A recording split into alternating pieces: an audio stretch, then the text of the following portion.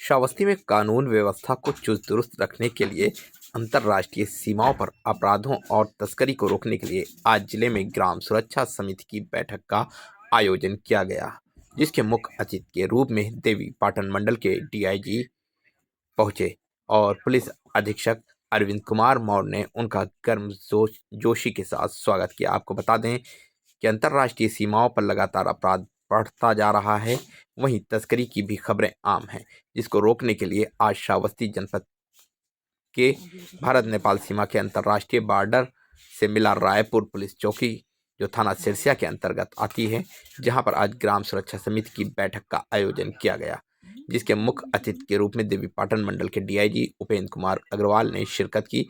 श्रावस्ती के पुलिस अधीक्षक अरविंद कुमार मौर्य ने डीआईजी को बुके देकर स्वागत किया। डीआईजी ने सुरक्षा के मद्देनजर लोगों को जागरूक करते हुए संबोधित किया और बताया कि अंतर्राष्ट्रीय बॉर्डर पर बिना भारत सरकार के द्वारा लाइसेंस के प्रतिबंधित चीजों बेचना कानूनन अपराध है।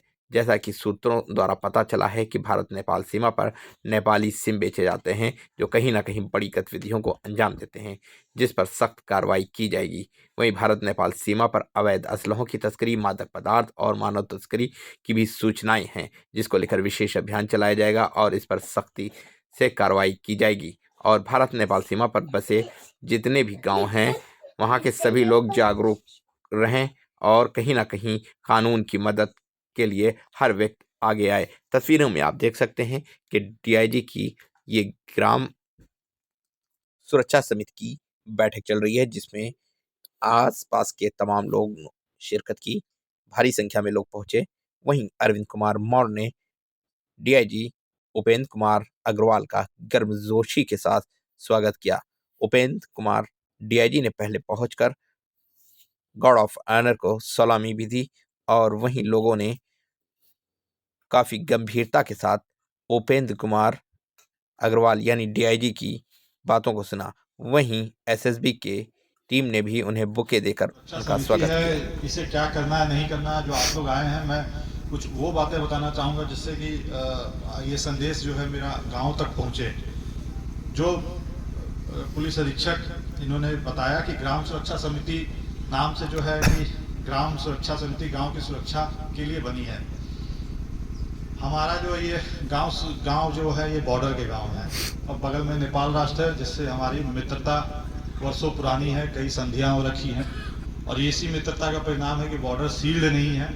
कोई हमारा बैरिकेडिंग या कोई ऐसी वॉल या कोई ऐसा स्ट्रक्चर नहीं खड़ा है कि जो आने जाने से रोके और आराम से आना जाना होता है। मित्रता के संबंध है, पोरस बॉर्डर जिसको हम बोलते हैं कि आना जाना आराम से होता है। तो हमारे जो जब बॉर्डर खुला हो, आना जाना आराम से होता है, तो कई सारी जिम्मेदारियां बढ़ जाती हैं बॉर्डर के लोगों की।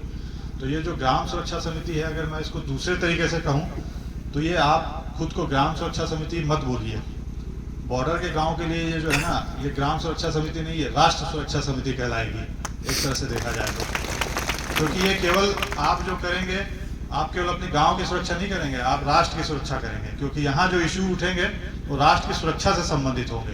तो आप बेसिकली ग्राम सुरक्षा समिति नहीं, राष्ट्र सुरक्षा समिति के सदस्य हैं। तो इसके गर्व करिए कि आप जो है राष्ट्र की सुरक्षा वाले काम करेंगे। यहाँ ये गांव सुरक्षा समिति किसी गोंडा के जनपद के गांव की होती तो उनकी जिम्मेदारियां कुछ अलग होंगी और आपकी जिम्मेदारियां अलग होंगी।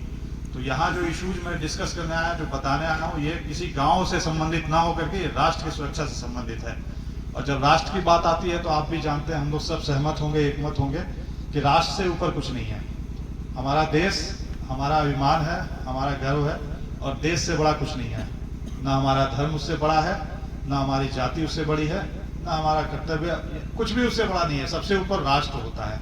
अगर राष्ट्र ही बिखर गया, टूट गया, इसी की अखंडता पे आँच आ गई तो हम फिर कहाँ रहेंगे, हम खत्म हो जाएंगे, हम कहाँ जाएंगे। तो राष्ट्र की सुरक्षा से कभी कोई समझौता नहीं कर सकते हैं। तो हमारी सबसे बड़ी प्रायोरिटी जो होनी चाहिए वो राष्ट्र की सुरक्षा है कि ऐसा कोई कार्य हम यहाँ से ना होने दें, अपने गांव से ना होने दें, जिससे राष्ट्र की सुरक्षा और अखंडता पे कोई बात आती हो। तो इस कारण से आप लोगों की जिम्मेदारी बहुत बढ़ जाती है। अब हमें करना क्या होगा, क्या तो वो देर सवेर हमें हमारे ऊपर भी आएगा। तो पहली बात जो मैंने बताई, बाहरी जो है निवास जो आ रहे कर रहे हैं, उनका देखिए कोई गलत कागज बना करके, फर्जी कागज बना करके परमानेंट यहाँ का बासिंदा बनने की कोशिश है तो उसकी सूचना दें। किसी तरह का अवैध तस्करी, हथियार, इस तरह की कोई सप्लाई आ रही है तो उसके बारे में बताएं। तीसरा जो महत्वपूर्ण है वो है नेपाली सिम कार्ड।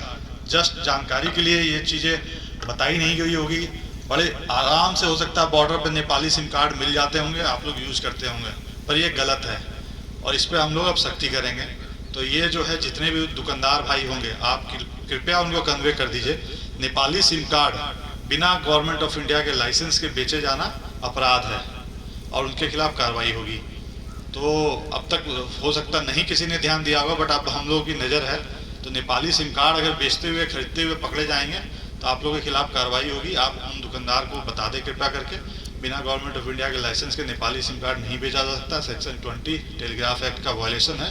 तो इसमें मैं सख्ती से, इनफैक्ट मैं मीडिया कर्मियों से भी आग्रह करूंगा कि अगर आप कल का न्यूज़ चलाते भी हैं तो उसमें हेडलाइंस यही थे कि बॉर्डर के जो गांव है इसमें नेपाली सिम कार्ड अगर बेचते हुए कोई दुकानदार पकड़ा जाता है तो उसके विरुद्ध पुलिस सख्त कार्रवाई करेगी। ये अपराध है। डिपार्टमेंट ऑफ टेली कम्युनिकेशन इनका सख्त निर्देश है। इस संबंध में हम लोगों को भी निर्देश भेजे गए हैं, तो इसे पुलिस सख्ती से पालन कराएगी। नेपाली सिम कार्ड बिना लाइसेंस के बेचा जाना अपराध है। क्योंकि उसका नुकसान क्या है वो मैं बता दूं तो आप लोगों को ज़्यादा समझ में आएगा। अपराधी जो होगा वो नेपाली सिम कार्ड आराम से, अगर उसको अवेलेबल हो जाता है, वो खरीदेगा और उससे वो गलत सलत जितने काम करने होंगे कॉल्स वॉल्स करेगा। और चूंकि वो नेपाल राष्ट्र का सिम है तो हमें जो डिटेल्स वगैरह चाहिए होती है वो नेपाल राष्ट्र से फिर मांगना पड़ेगा, वो इतना आसान नहीं हो पाता है ले पाना, तो इससे फिर दिक्कतें आती हैं। तो इस पर सख्ती है, बैन है, ये बिल्कुल गलत करते हैं। तो अगर अब से कोई पकड़े जाएंगे तो उनके खिलाफ कार्रवाई होगी। इस चीज़ को मैं कन्वे करना चाहता हूँ।